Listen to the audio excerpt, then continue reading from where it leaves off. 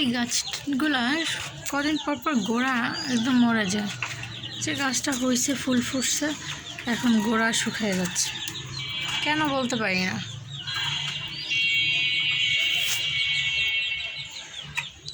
এই যে আমার বেগুন গাছে ফুল আসছে, মাশাআল্লাহ প্রথম ফুল এটা।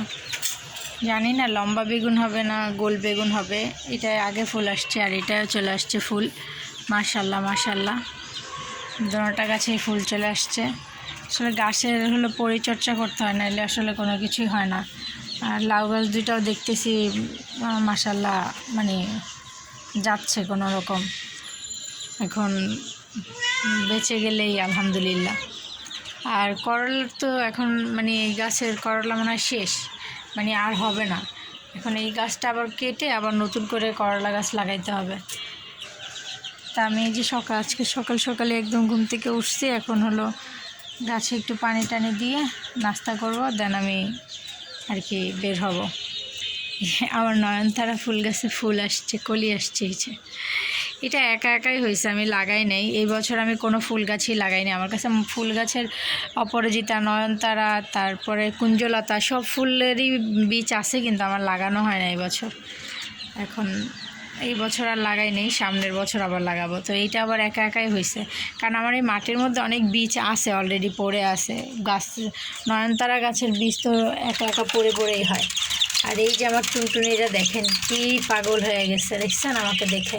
কি শোনোরা, ক্ষুধা লাগছে ওদের, হলো ক্ষুধা লাগছে, এই কারণে ওরা পাগল হয়ে গেছে। দাঁড়াও বের হও।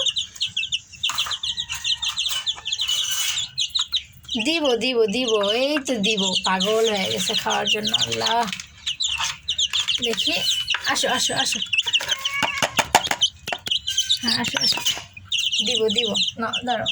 এই যে খাবার নিয়ে আসছি, বুঝে সবগুলা বুঝে। উফ কি খুশি তারা, মানে খেতে পাইবো এর জন্য তারা এত খুশি।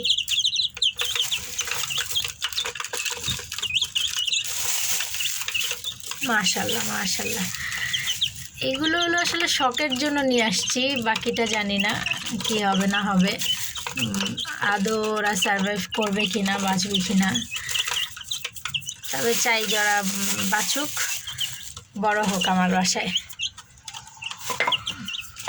4টা বাচ্চাই এখন পর্যন্ত মাশাআল্লাহ সুস্থ আছে, 4টা বাচ্চাই সুস্থ আছে। তো দেখা যাক। আর পুকু আমার পাশে ঘুরতেছে, কিন্তু অলরেডি পুকু আমার পাশে ঘুরতেছে।